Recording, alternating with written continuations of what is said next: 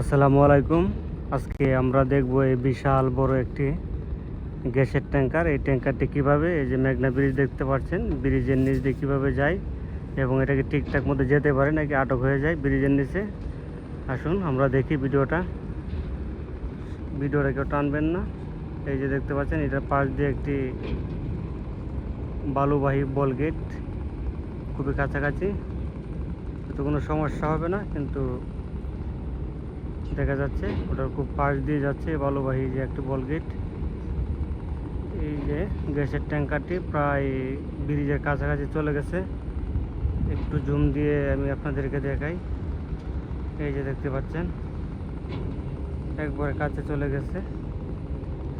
এটা মনে হয় না এই ব্রিজের নিচ দিয়ে যেতে কোনো সমস্যা হবে। তারপরেও আসুন আমরা ভিডিওটা দেখি ওটা কিভাবে এটা ক্রসিং করে এই ব্রিজটা। আর সামনে দেখতে পাচ্ছেন 2-3টা জাহাজ রাখা আছে, লাইটার। এই যে দেখতে পাচ্ছেন প্রায় ব্রিজের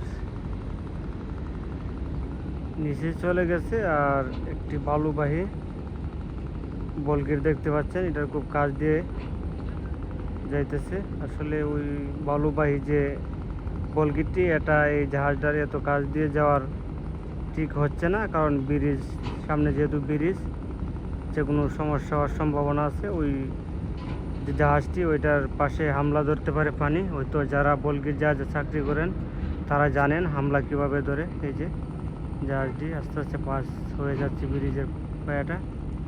হ্যাঁ, প্রায় চলেই গেছে, খুব সুন্দরভাবে গেছে, কোনো সমস্যা হয়নি।